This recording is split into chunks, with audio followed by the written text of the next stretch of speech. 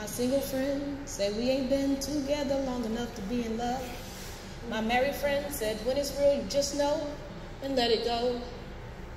Well, if you ask me, I've been waiting my whole life just to love on you.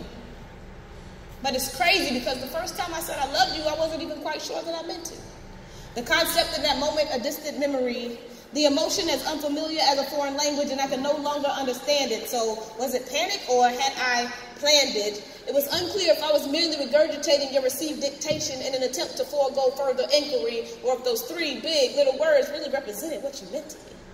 I believed in destiny and purpose, but it was unclear why you were sent to me.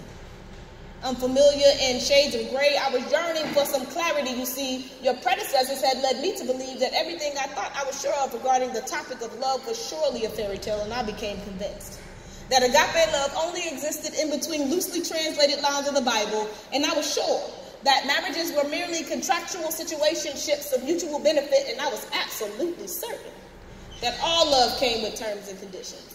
And I've never been keen on contracts regulating the matters of my heart, so I opted out. I had cut my trust on broken promises of the past, and I needed that time to heal. I needed that time to truly feel again, so I locked my ability to be vulnerable uptight for the purposes of self-preservation, but baby, you were patient. You got and acquired my attention during a time of great resistance, entered my life, refused to leave, and I admired your persistence. I mean, it wasn't that hard. You came equipped with long legs and flawless skin. You were often the cause of whiplash for the masses, and the only thing I was sure of is that the beauty of the moon was only outmatched by your smile. And that physical intoxication carried us along for a while until eventually I stopped looking at you and I started looking at you.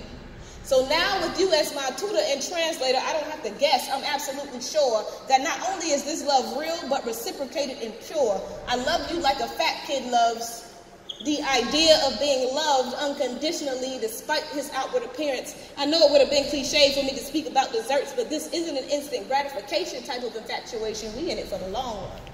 And although you do satisfy my soul's sweet tooth, you are not my slice of cake. You are my bakery. Consistently creating sweet somethings out of nothings, and diabetes can keep me from indulging in you. Because, baby, you are my muse.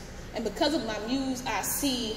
Speaking of music, I have yet to find a tune to accurately describe this moment, or lyrics that can put what I'm feeling into words. So from this moment on, we'll create our own song. And this won't be a one-hit wonder, although every time I take a hit of you, I wonder how foolish those before me must have been to wander. I sit and I ponder what greatness I must have enacted in past lifetimes to receive you as my karma. Because when we kiss, it's not just butterflies, it's eagle soaring, because you're not just my pretty little plaything, you're my queen. And I had just about given up on love until fate intervened, but it's crazy. Because the first time I said I loved you, I wasn't even sure that I meant it. Cut.